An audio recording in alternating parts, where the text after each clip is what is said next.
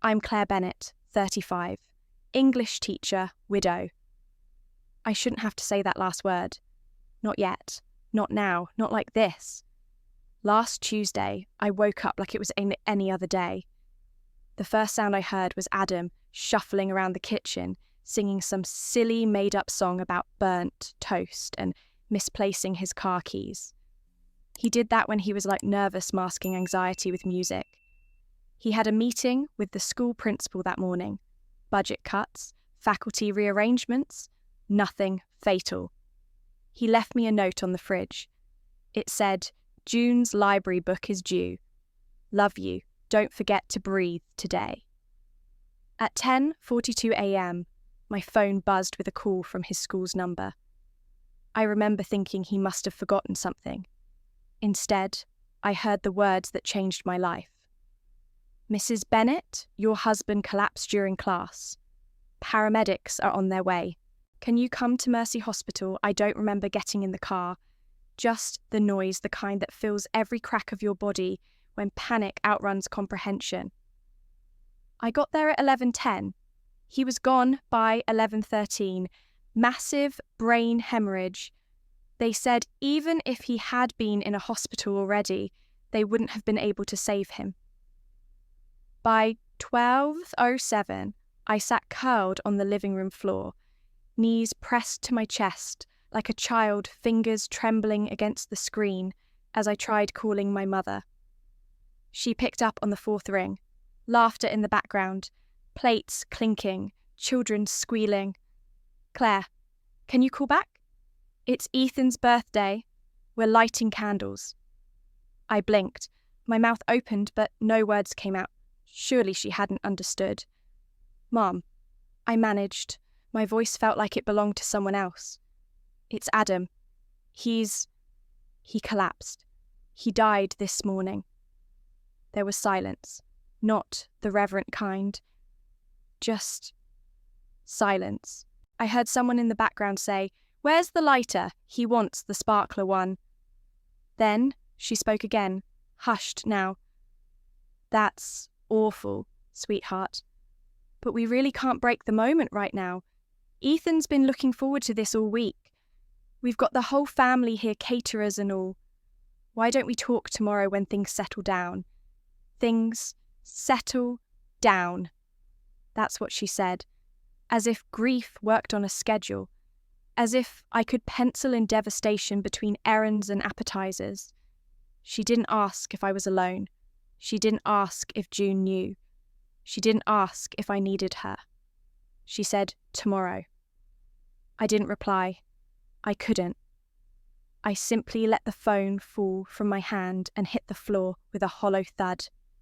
That was the sound I remember most, not the news, not the silence, but that dull, empty sound of a call that should have brought comfort, ending in nothing. June was still upstairs, her room a safe little universe of unicorn stickers, illustrated books and crayon skies. She was humming to herself, oblivious to how her world had just changed. I had no idea how to tell her. What words does a mother use when the worst thing has happened and you are now the only parent left? I sat on the edge of her bed, with Adam's cardigan balled in my lap, inhaling the familiar scent of sandalwood and black tea. June peeked up at me, concerned. "Mommy," she asked, tilting her head, "did you forget the library book?" I told her as gently as I could. And I watched, truly watched the moment my daughter's childhood ended. The way her smile fell, the way her eyes searched mine for a loophole in reality. "He was just here," she whispered. "He made waffles this morning." "I know, baby." Her small body folded into mine with a grief too big for her size. She didn't scream. She didn't cry right away. She just pressed her face into my chest and said, "I want to unhear it. Please."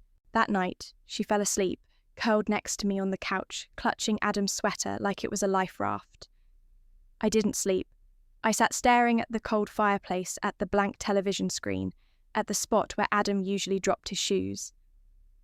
At 9:17 p.m, I checked Facebook. The first photo was already up, Ethan, with blue frosting on his cheeks, candles glowing balloons hovering behind him. My mother was smiling in the background, radiant, carefree, wearing the green necklace Adam once bought her for Christmas. The caption read, "Ethan turns 10, family fun, and so much love blessed." I stared at it for a long time. Then I hit hide post. Then I turned off my phone. Then I cried silently into my daughter's hair, the weight of absence pressing down like a storm cloud with nowhere to rain.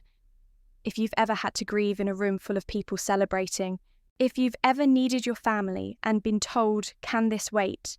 If you've sat in darkness while others lit candles, you're not alone.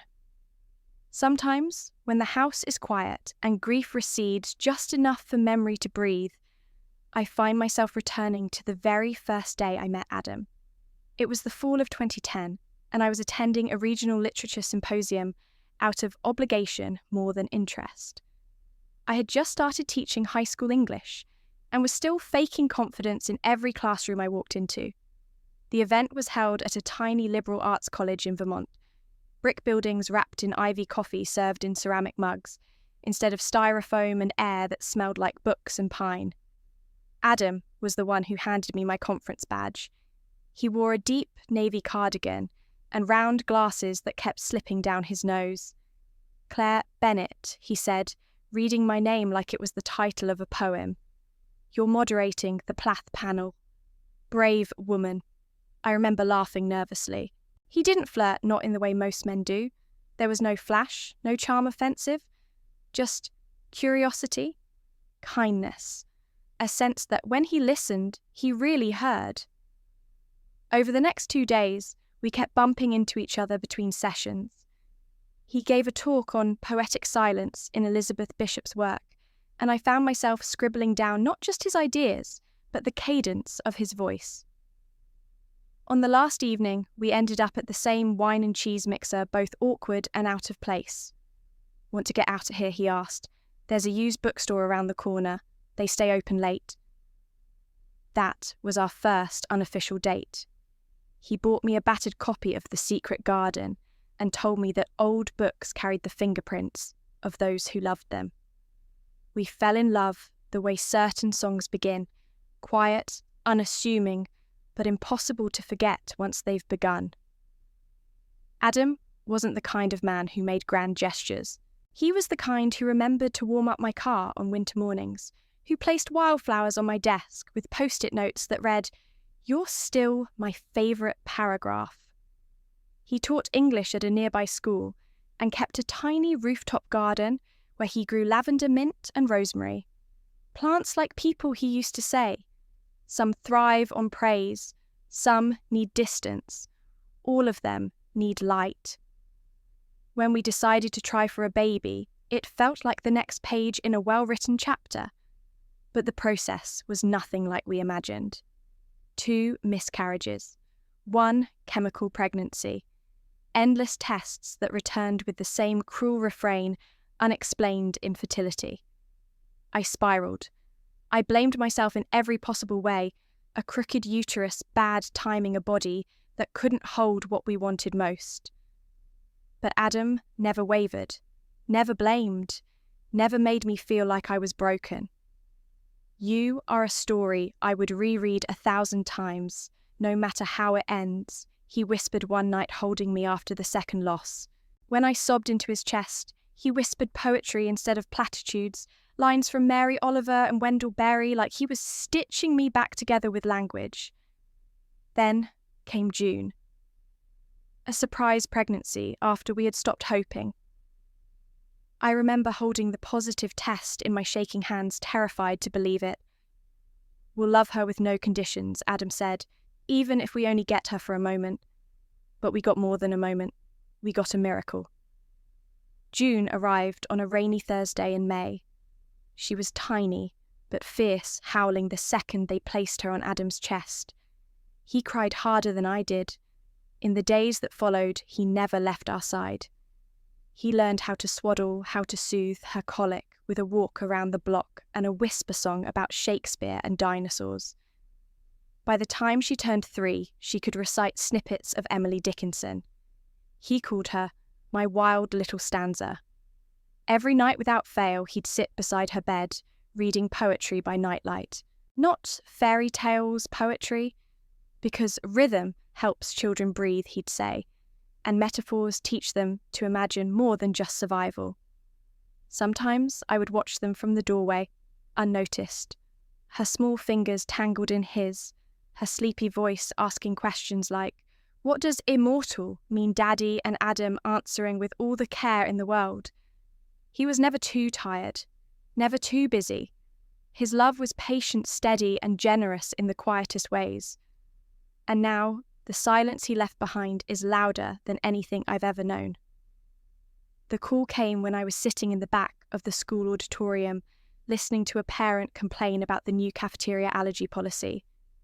I remember nodding at the right moments, pretending to care about almond milk options, while checking my watch. Adam and I had promised each other lunch at the little Thai place near his school that day. He loved their red curry, said it reminded him of the semester he taught abroad in Chiang Mai. My phone buzzed. I almost ignored it, but the screen showed his school's number and something in my gut shifted. I stepped outside to answer, still halfway in the teacher mode. "Hello, this is Claire." A pause, then a voice urgent, trembling at the edges. "Mrs. Bennett, your husband collapsed during class. Paramedics are on their way. Can you come to Mercy Hospital?" The world narrowed, became a hallway of echoing sound and burning light. I don't remember how I got to the hospital. I know I left my purse behind. I know I drove too fast. I remember my hands on the steering wheel, clutching like I was holding on to Adam himself. I arrived at 11:10 a.m. They led me into a pale blue room with a white curtain drawn halfway. A nurse tried to take my hand, but I pulled away. He was already gone. 11:13, they said. Massive cerebral hemorrhage. Instantaneous. Final. Irreversible. The kind of words that don't mean anything when they're being said about your person. He looked asleep. That's what people say, isn't it? But he didn't. His mouth was slightly open, his brow still furrowed like he was mid-thought, like he'd been about to say something important. His tie was crooked. Adam always hated crooked ties. There was a faint smear of chalk on his sleeve, a marker of who he was until the very end. I sat beside him. I didn't cry at first. I just stared. I kept expecting him to shift, to sigh, to whisper something like, "Breathe, Claire." Instead, there was just the beep of a monitor that wasn't even connected anymore, a ghost rhythm lingering in the room like denial. His phone was still in his pocket. I took it out. On the lock screen was a grocery list. The last thing he ever typed, "Don't forget strawberry yogurt for June." That stupid little sentence broke me. I folded in on myself like paper in the rain. This man, my man, is thinking of our daughter even in the middle of his workday. Planning for tomorrow he'd never see. They let me sit with him as long as I needed. I reached for his hand.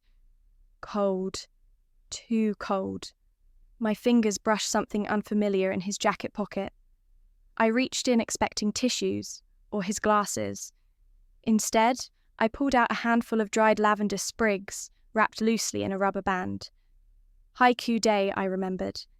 Every spring, Adam brought fresh lavender to class for his students to smell before writing sensory poems.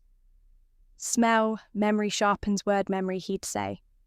He always kept a few extras in his pocket for the kids who were too shy to ask. I laid the lavender on his chest, one by one, as if I could give him back his gentleness, as if I could rewrite the ending.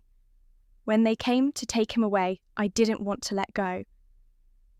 I kept my hand on his shoulder until they slid the curtain fully closed, as though death needed privacy too. That night, I did remember to buy the yogurt. I didn't know why. Maybe because it was the only part of his last day I could still follow through on. Maybe because I couldn't face telling June that her father had died and forgotten her snack in the same breath. Later, while she slept beside me, I opened the laundry machine, and found the socks he'd thrown in that morning, still damp, still waiting. One of them had a hole in the toe. I held them to my face and sobbed, not for the socks, but for the life they carried, the mundane, irreplaceable pieces of a man who would never sing burnt toast songs again. And in that moment, I finally understood what it meant to miss someone, not just in memory, but in muscle, in movement, in everything they left unfinished. And in that moment, I finally understood what it meant to miss someone, not just in memory, but in muscle, in movement, in everything they left unfinished. The hours that followed felt like walking underwater. Sounds were distorted. Light hurt. Even my own skin felt like it belonged to someone else. I kept thinking there must be a checklist for this something left behind by generations of widows. But there wasn't. Just the empty air of a house that had lost its rhythm. I called my mother again. It rang 4 times before going to voicemail. I tried Ethan next. My brother, the person who used to put caterpillars in my lunchbox and say it was a science experiment. He texted back an hour later. That's rough. Wish I could come, but you know life. I'll call later. I stared at those words for a long time. That's rough. As if Adam had stubbed his toe. As if I'd called to say the dishwasher broke or my favourite TV show got cancelled. And you know life. Life, Adam had just lost his. What did that make this a scheduling conflict? No one came. Not that afternoon. Not that evening. Not the next morning. No flowers. No knock on the door. Not even a casserole. It was like my grief had been deemed too inconvenient to fit into their calendars. And yet, someone had seen. At 5:04 p.m, the doorbell rang. For a moment, I almost didn't answer, but something in me stood up anyway. When I opened the door, there she was, Mrs. Ruth Washington from across the street. 72, sharp as a tack skin, the colour of coffee eyes that saw more than they let on. She wore a grey cardigan with a button missing, and her arms cradled a still, warm pie dish wrapped in a faded dish towel. I heard she said simply, "No condolences, no performance, just recognition." I nodded, my throat tightening. "Apple," she added. "I make it when I don't know what else to offer." She stepped in without waiting for permission and set the pie gently on the counter like it was a sacred thing. Then she turned to me and said, "Let's sit a minute." We did, on the couch, in silence. It was the first time all day that silence didn't feel like abandonment. After a few minutes, she reached over and took my hand. Her grip was soft but firm like a lifeline. I didn't realise I'd been holding my breath until that moment. I exhaled shaky, uneven, but real. She didn't say he's in a better place or that everything happens for a reason. She just held my hand as if to say, "I've been where you are. I know this ocean. I survived it." She told me about losing her husband Marvin 12 years ago, about the first night she slept alone, the second, the third, how the house creaked differently when it was only hers, how people stopped calling after the first few days. Grief, she said, makes people uncomfortable, so they disappear thinking silence is safer than stumbling. Before she left, she placed the pie back in my hands and said, "Sweetness won't fix the hollow baby, but sometimes it softens the edge." She paused at the door, then turned back. "Don't let the quiet lie to you. You're not forgotten, just badly remembered by the wrong people." After she was gone, I made a single plate of dinner grilled cheese and tomato soup and set it on the table. Out of habit, I placed a napkin where Adam used to sit. A phantom ritual. Then I looked across the table and realised this was the table where we used to laugh, argue and dream. And now it was just me, and June still upstairs, and the silence that stretched like a second skin. I didn't eat much, just pushed the crusts around and stared at the empty chairs. Later that night, I found myself standing in the hallway, looking at our family portrait, the one we took at the Botanical Gardens last spring. Adam's arm wrapped around my shoulder, June on his back, all of us mid-laugh. I touched the frame, tracing the outline of his face. He looked so alive, so permanent. And yet, here I was, holding a pie from a neighbour, because my own family couldn't be bothered to show up. And it hit me, grief is not just about losing the person you love. It's about realising who else disappears when you need them most. And it hit me, grief is not just about losing the person you love. It's about realising who else disappears when you need them most. Adam never wanted a grand farewell. If they didn't show up when I was alive, he once said, scribbling in his journal with June asleep beside him, they don't get to speak at my funeral. He said it with a grin, but there was truth beneath the humour. So I honoured that. No cathedral, no black tie spectacle, just a room filled with the people who knew him, or at least wanted to. I chose the community garden room for its floor-to-ceiling windows and the way the afternoon light made the ivy on the walls glow like stained glass.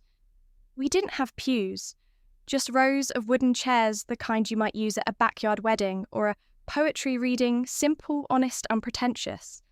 Like Adam. I laid out the photos myself that morning.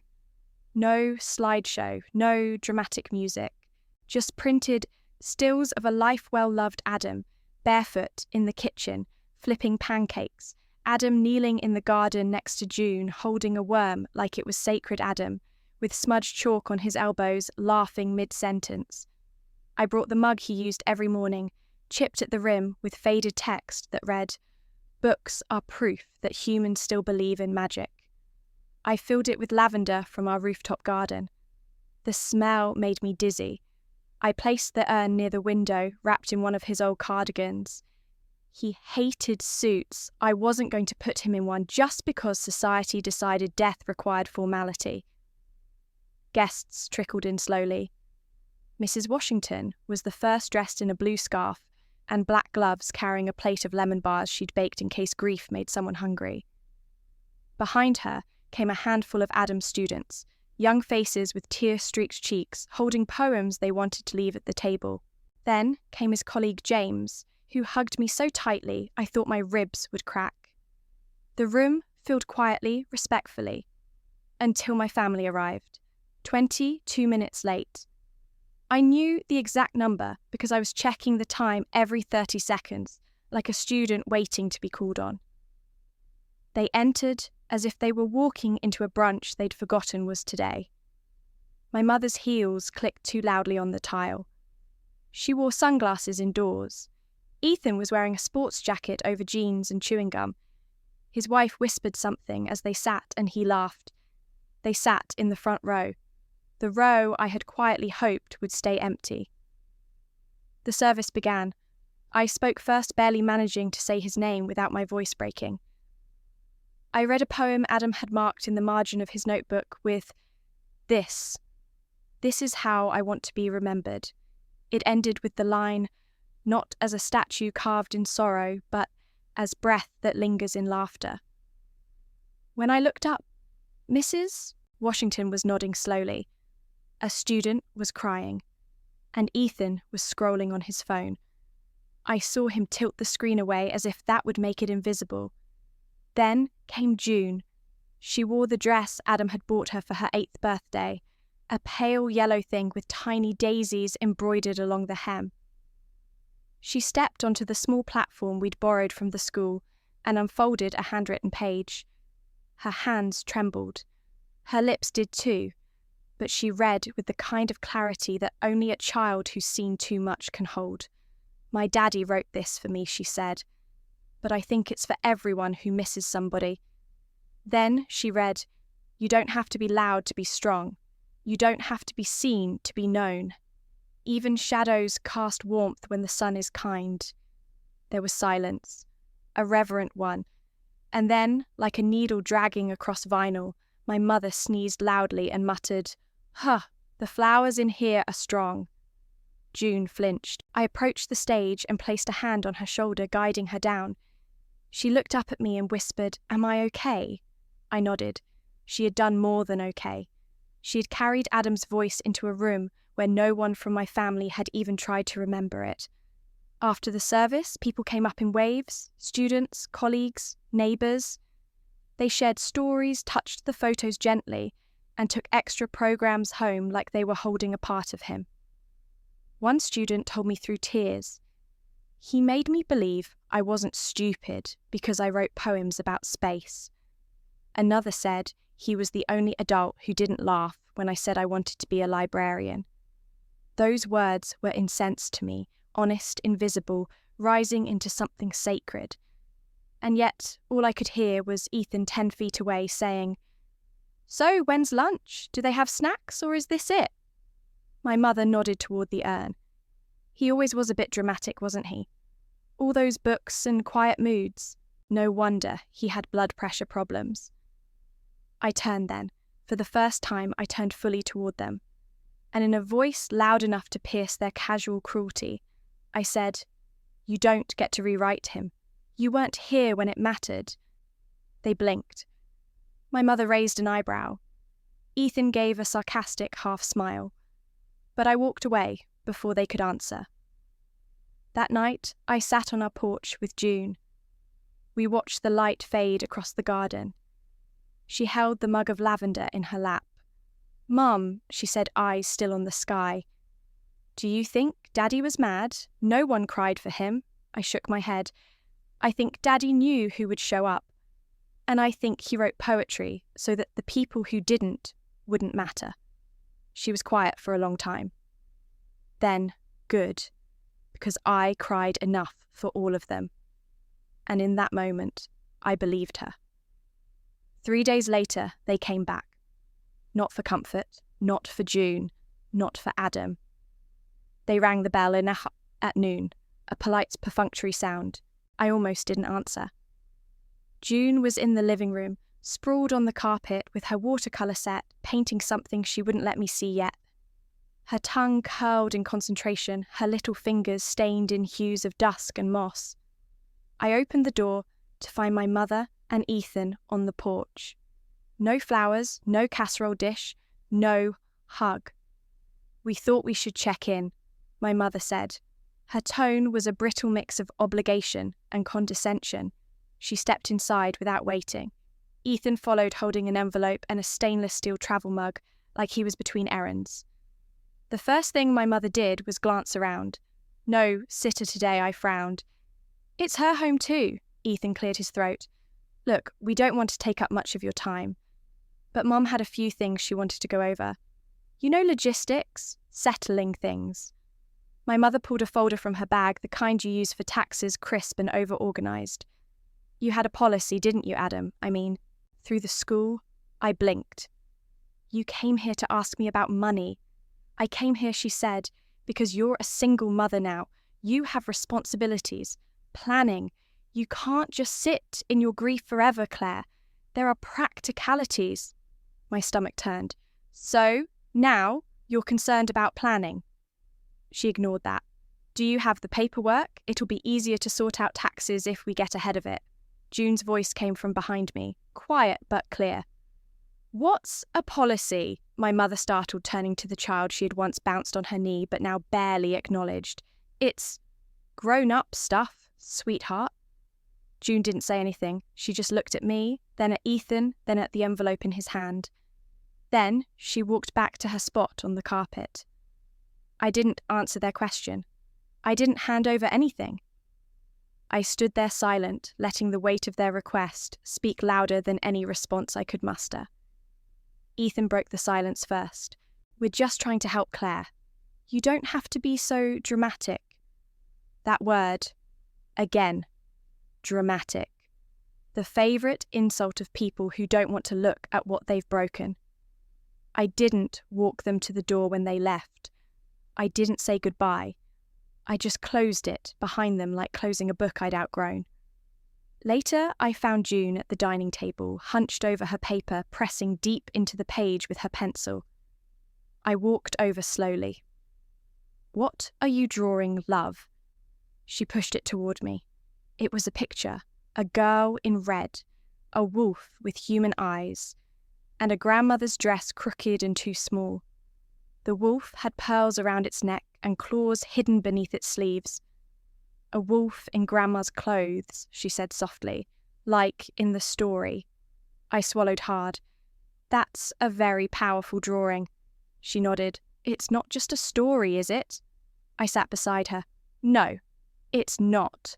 She leaned into me, then her small head against my side, and we sat in silence, the kind that tells the truth without needing to speak it.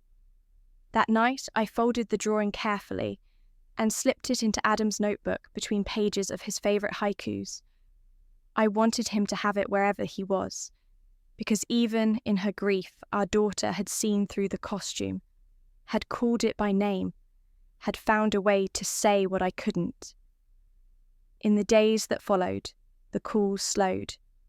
The messages stopped. There were no more surprise visits or fake concern. The performance had ended and the audience had left. But inside our house, something else took root. June began writing her own poems, clumsy, tender, beautiful things about dragons that missed their caves and stars that blinked out when no one looked. I found them tucked under her pillow, scribbled on receipts taped to her toy chest. And every time I read one, I thought, this is how we survive. Not through inheritance, not through insurance, but through truth, through stories, through the audacity to name the wolves and keep loving anyway. She didn't need policies, she needed poems, and I was going to make sure she always had both. It was 3 days later, on a quiet Wednesday morning, when I found the letter. The house was still. June was at school, and I was attempting to force order on the chaos sorting through mail, discarding condolence cards that somehow felt like obligations more than comfort. I moved from room to room, wiping surfaces that didn't need cleaning, pretending that activity could outrun grief. It was only when I went to dust the mantel that I noticed something odd. Tucked behind the row of framed photos was an envelope I didn't remember placing there. It was cream-coloured, slightly curled at the edges from the heat of the fireplace below. My name was written in Adam's familiar handwriting, tight-slanted slightly to the right. Claire. That was all it said. No date, no other markings. I stared at it for a long time before opening it. My fingers hesitated on the seal, as if by opening it I might change the contents, bring him back, or make him more gone. Inside was a letter, not typed, not formal, just ink on lined paper folded twice. Claire, if you're reading this, something happened. Probably that thing Dr. Levin warned me about. The shadow on the scan we were going to pretend didn't exist until we had to. I didn't want to tell you about the cardiologist. Not because I didn't trust you, but because I didn't want to ruin mornings with you or bedtime stories with June. I didn't want our world to shrink around fear. You always said I could be overly optimistic. I guess this is me trying to protect the bubble a little longer. But I also know your family. And if I'm not there, they'll come with polite voices and outstretched hands asking questions that sound helpful, but aren't. So I need you to remember this. If they ask, don't give. Protect what matters, June's future and your peace. They borrowed money before. I never told you the full amount because it wasn't worth the argument, but it was more than they said. Your mother cried. Your brother promised. They never paid it back. That's not why I helped. I did it because you loved them. But love doesn't mean you owe anyone your safety. There's an account, in June's name, set up last year after my first dizzy spell. I've put aside enough to get her through school. Maybe not Harvard, but definitely enough for the kind of life where she can choose her own books, her own voice, her own sky. Claire, if grief is a storm, let this letter be a window. You don't have to explain yourself to people who never showed up when it counted. You don't owe them your healing. Read June poetry, plant things, keep the lavender, and breathe. Always Adam. My hands trembled. The letter felt like oxygen after too long underwater. It was like he had seen the future reached across the divide and left a lifeline. My tears blurred the ink until the words looked like they were weeping too. I read it again and again. I read it aloud, whispering it into the empty house as though he might answer back. I pressed it to my chest, then laid it gently in the drawer beside our bed, next to his wedding band, and the tiny pine cone June once gave him, calling it her lucky poem seed. When June got home, I didn't tell her about the money. I didn't mention the bank account. What I told her was this. Daddy left us a letter. He says to keep reading poetry, to keep planting things, and to breathe. She looked at me with those wide, solemn eyes that seemed to understand more than they should. Like seeds in the ground, she asked. And exactly, I said, even if we can't see them, yet they're growing. That night, we lit a single candle beside the fireplace. Not for mourning, for memory, for presence, for the kind of love that plans for your strength, even when it won't be there to witness it. I took out the lavender from the mug and replanted it in a pot by the window. June pressed the soil down with her small hands, careful and reverent. And in the soft light of that room, for the first time since Adam left, I felt him not as absence, but as something still unfolding. I took out the lavender from the mug and replanted it in a pot by the window. June pressed the soil down with her small hands, careful and reverent. And in the soft light of that room, for the first time since Adam left, I felt him not as absence, but as something still unfolding. 1 week later, the shift came quietly but irrevocably. I couldn't just spend my days watering plants and reciting poetry to an empty house anymore. There was something inside me urging action. And the person most surprising to speak up first was my 9-year-old daughter. It was a sunny Saturday afternoon when I heard a light, steady knock at the front door, not from my mother or Ethan, not even a delivery driver, but from June herself. She stood there holding a stack of brightly coloured sheets, her expression solemn beyond her years. "Mum," she said almost like a grown woman, "can I have a family meeting?" I nodded wordlessly, and we sat down at the dining table. I had placed 3 chairs deliberately, one for Grandma, one for Uncle Ethan, and one for my daughter, the adults, to face what was coming. When they arrived, a few minutes later, Grandma carried her laptop and a neatly organised folder, and Ethan had an envelope and a travel mug. We thought this would help clarify things, Grandma offered in that overly polite tone she always uses with strangers. June stood up, cleared her throat, and announced in a firm voice, "To Grandma and Uncle Ethan, invoice for services not rendered." Ethan smirked briefly, then stilled when he saw the seriousness in her eyes. Grandma's polite smile faltered. June unrolled the first page, a ledger-style invoice, with neat handwriting, me helping guide her nerves. Item 1. Not arriving the day Daddy died, $500 for the silence. Item 2. Not cooking or cleaning or remembering how to make Mommy smile, $1,000 for each night. She cried alone. Item 3. Not calling me even once to ask how I was $300 per day, plus emotional tax. Grandma's lips parted. Ethan's eyes flicked away. Item 4. Not attending my poetry reading. Daddy's poem, the one I stood in front of everyone and read, $2,000. Silence sat heavy in the room. No one spoke.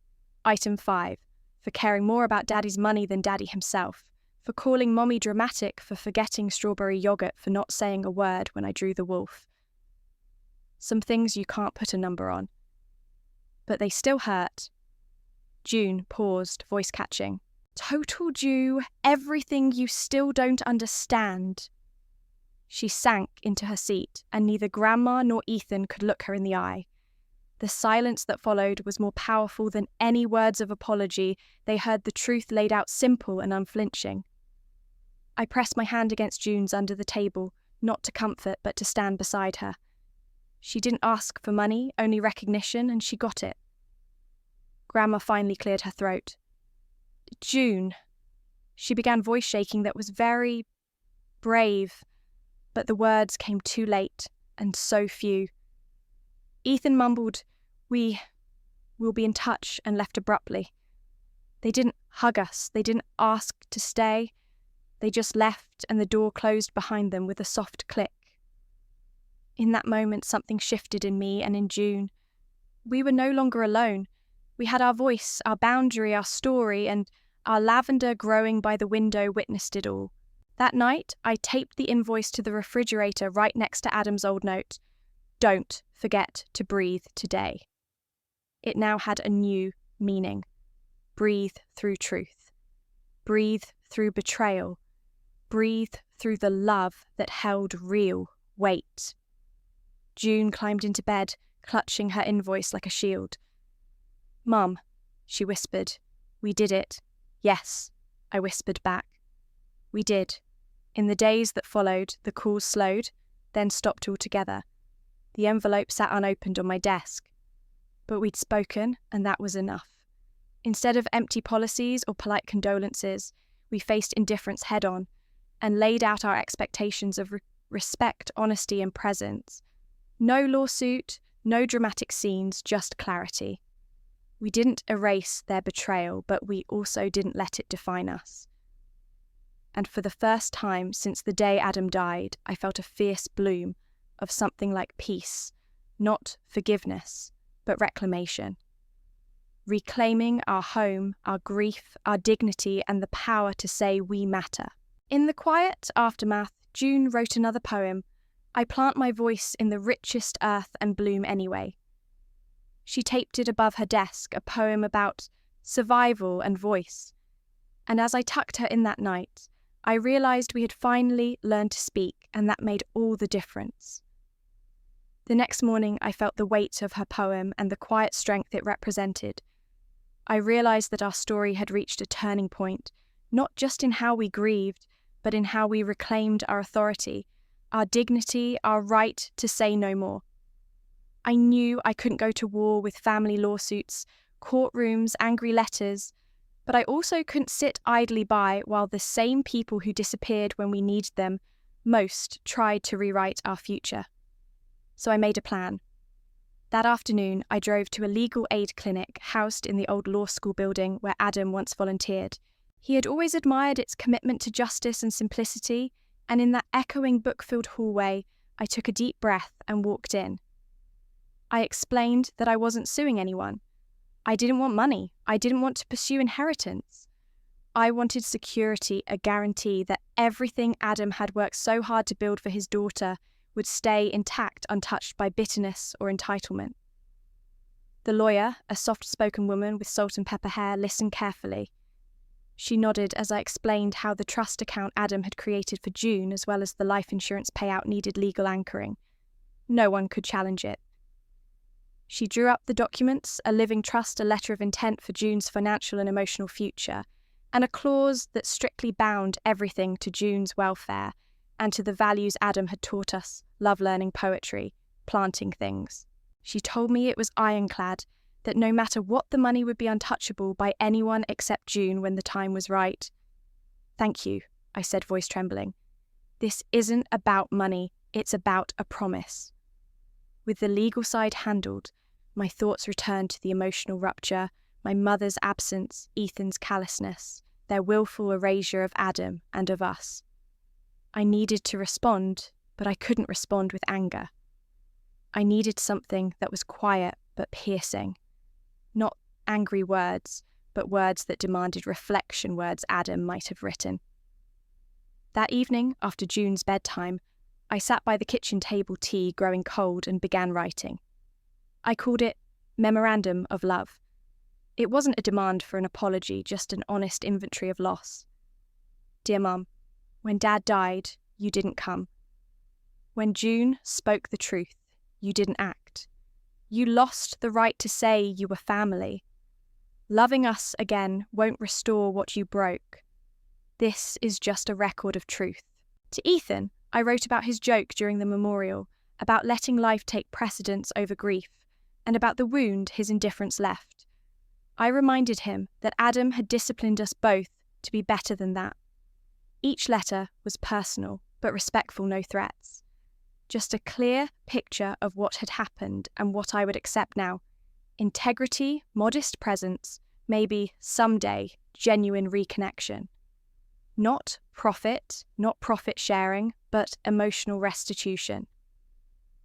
The next day, I used tracked courier services to deliver each memorandum plus a small packet, a handful of lavender seeds, Adam's favourite, and a small booklet called Planting a Legacy. No explanation, no guilt-tripping, just seeds and paper. That afternoon, I sat at our front window, watching June practice her handwriting. She looked up and asked, "Did they get it?" "They'll get it," I replied, hugging her. We can't control how they respond, but we can say what needed saying. Over the next week, response emails came in some read receipts, unaccompanied by reply others with a terse "noted." Finally, my mother responded with a 3-line apology, vague but present. Ethan, nothing. For him, perhaps the seeds were enough they lay on his doorstep untouched. I did not demand an apology. I did not argue. I let the absence of response speak for itself.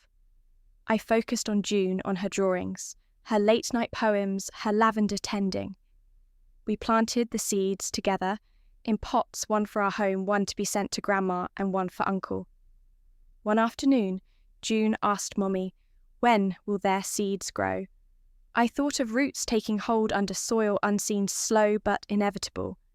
In time, I said, growth doesn't always wait for permission. That evening, I wrote my own reply, a short email to both.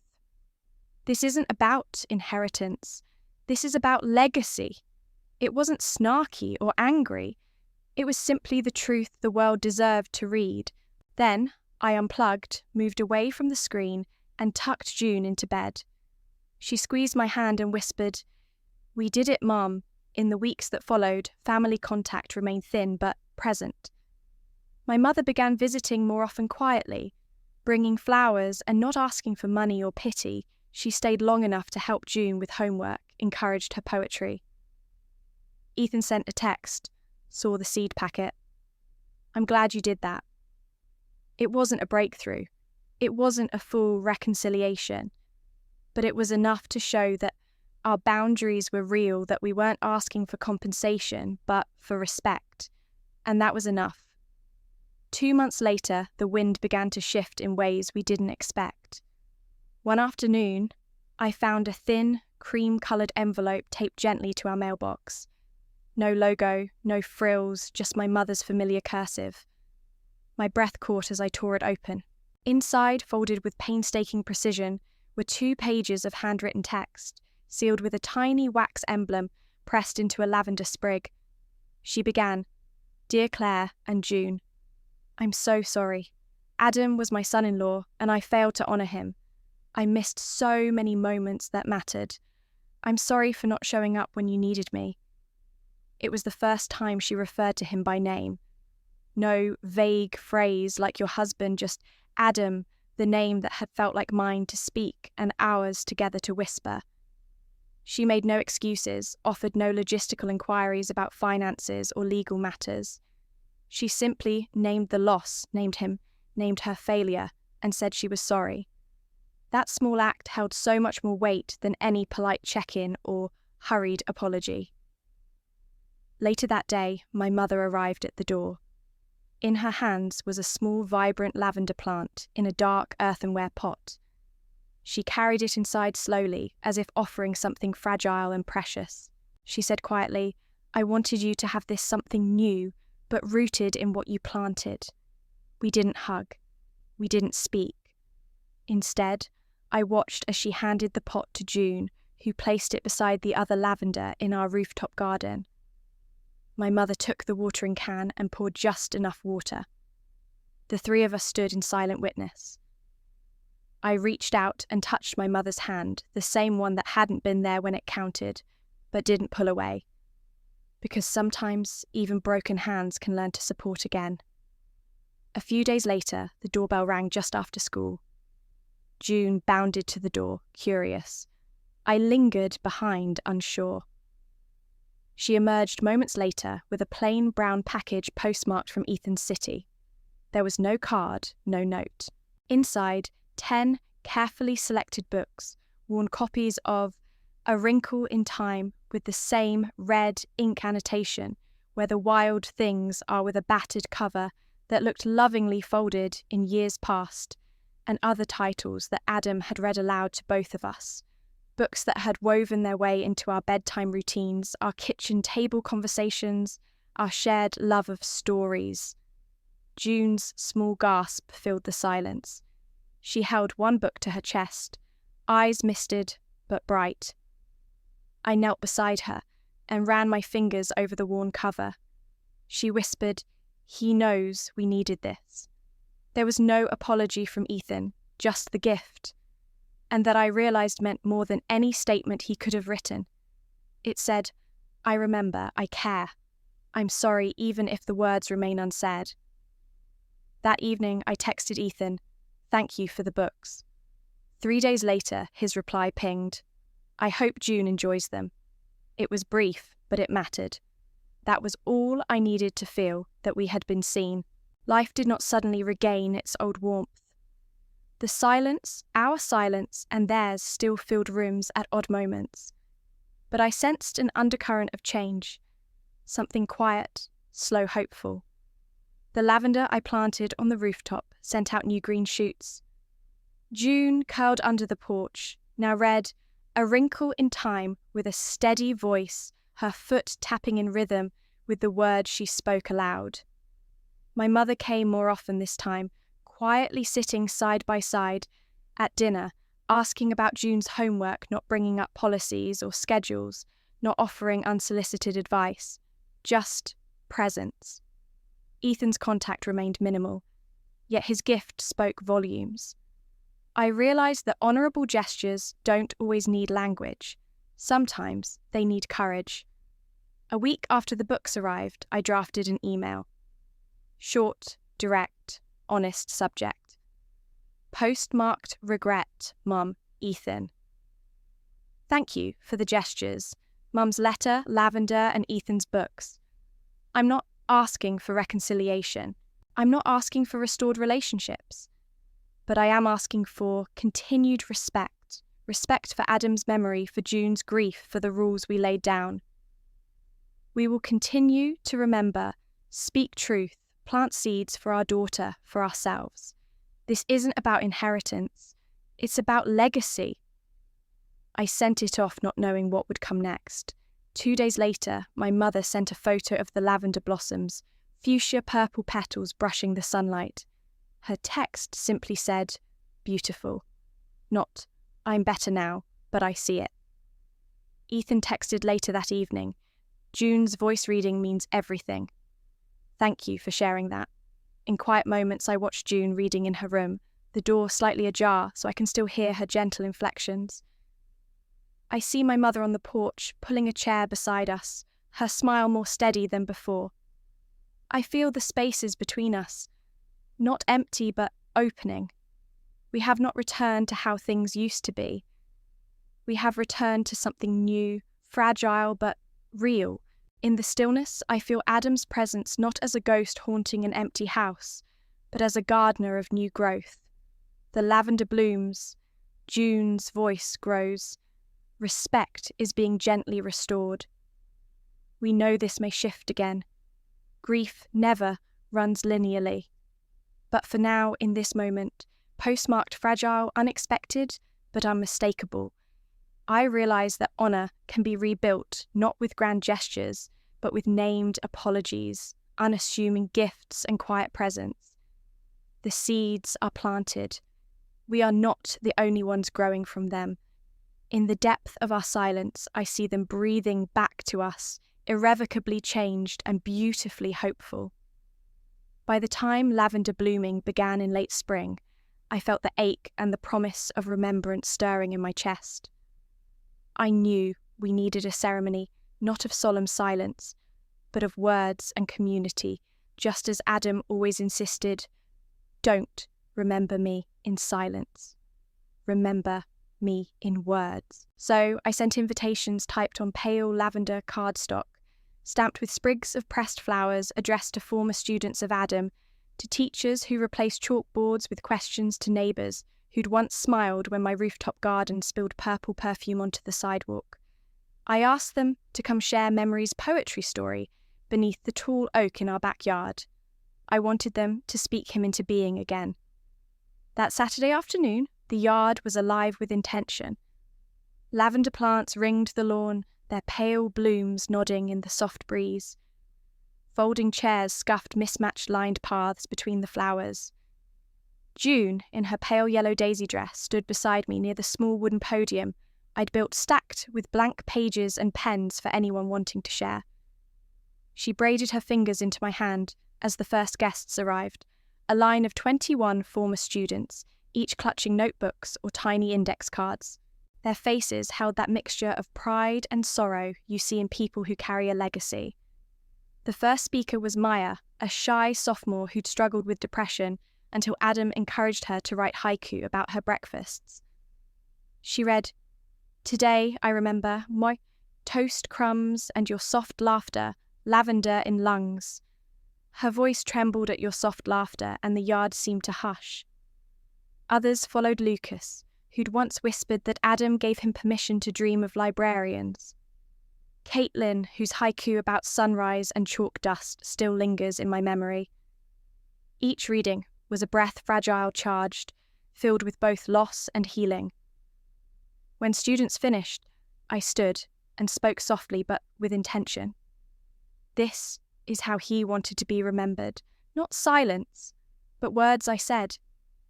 Each poem, each memory is a petal. Together, they form something living.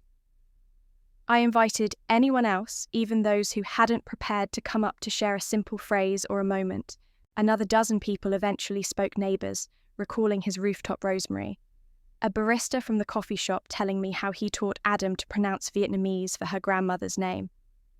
Each story pulled him back into our present, woven into the fabric of a living community. Then it was June's turn. She stepped forward, clutching folded paper. Her legs felt tiny but unshakable. She read her own poem. He planted seeds in words, watered them with kindness. Even without him, we bloom. Afterwards, I asked her to plant the seedlings we'd prepared for each speaker, a tiny lavender plant with a wooden label, naming them Maya, Lucas, Mrs. Nguyen, Katie. She knelt in the soft earth and placed each root, carefully whispering the names as the seedlings found their place. I knelt beside her and whispered, "Dad still teaches me," through what he left behind. It wasn't a speech, just truth. When she finished, we stepped back. The seedlings formed a little semicircle around us, each a living marker of memory. The afternoon light slanted through the oak, dappling June's hair. Guests drifted through afterward. Some lingered to touch the buds, some wept quietly, others hugged me, and June said nothing more than "thank you." My mother and Ethan came too, standing at the edge, arms uncrossed in a gesture that felt real. My mother approached with a maroon paperback in hand, one of Adam's favourite haiku anthologies, which she placed beside her feet. She said softly, "He would have liked this."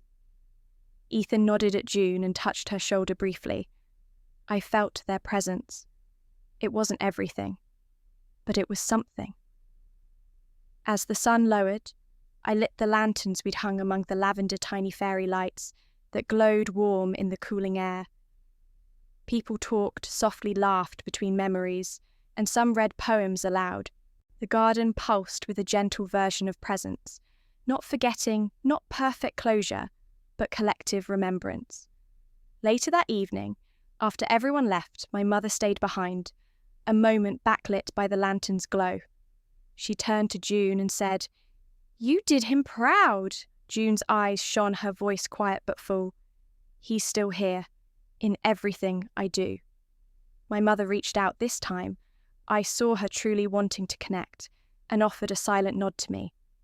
We both understood this wasn't reconciliation or restoration of old dynamics. It was something new, a fragile word-built bridge. After putting June to bed, I walked outside. The lavender plants, now alive with tiny green leaves, reflected in the moonlight. I bent to inhale their scent. It felt like comfort, but not comfort, as numbness, comfort as witness. As promised, I whispered into the scented air. We bloom anyway, and I believed it not just in our lives, but in the memory of a man who taught us to speak, to plant, and to love. I whispered into the scented air. We bloom anyway. And I believed it, not just in our lives, but in the memory of a man who taught us to speak, to plant, and to love. A week later, Mother and I met on the old bench by the river, the same spot Adam used to drive June to feed the ducks on Sunday afternoons. It was late morning. Sunlight filtered through willow branches, dancing across the water in glimmers that felt like murmured memories. We didn't hug. There was no argument, just a calmness, as if both of us understood that today was not about rehashing the past, but about affirming that we were still here together in the present. Mother hesitated before handing me a well-worn photo album, its navy blue cover faded at the edges, delicate lace fraying at the corners. In the top corner, handwritten in her careful script, 3 simple letters, for Claire. Inside were photos from my childhood, my 5th birthday party, first day of school, moments of triumph and joy. Each photo was affixed with yellowing adhesive that had aged with the years. What stopped my breath, though, were faint captions she'd written beside each image, beneath a photo of her pushing me on my bike. I was so worried I could barely smile. Under a family picnic shot I was there, but my thoughts were elsewhere. Under a photo of me holding an award, so proud but didn't know how to say it. My throat tightened. I studied the album in my hands. It felt like time compressed into silent confessions. Our relationship had always been distant, ambivalent. But now, in those faded words, I felt her vulnerability, her regret, and a quiet love she'd never found the words to express. I gently closed the album and placed both my hands over hers. My voice was soft, deliberate. Let's start from here. Not the past. Just here. I didn't say, I forgive you. I didn't need to. What mattered was that I chose this present moment, this moment of meeting her on a bench by the river, as a beginning, not a continuation of the old story. It was forgiveness with conditions, not empty, not complete absolution, but enough to say, I'm here. We're both here. And that is enough to move forward. Mother's lips trembled into a small, sorrowful smile. She nodded, eyes glistening. We sat in silence, listening to the gentle ripple of water, downstream the willow limbs brushing against the sky. No more words were needed. The album rested between us, a bridge of memory and possibility. A pair of ducks drifted past their wings, brushing the water's surface. In their silent passing, I realized that this meeting was not about forgetting or excusing what happened. It was about choosing to stop letting the past define us. It was about our willingness to stay, to sit side by side, fragile yet anchored. Mother reached out and touched my hand lightly. I didn't pull away. Instead, I let her hand rest there. And in that touch, I sensed a quiet surrender, the acceptance that our relationship may never be seamless, but for now, it's real again. We may not have fully forgiven, but we have started something new. And maybe that is enough. Thank you for listening to our journey, and I wish you the strength to honour your own worth in all your relationships.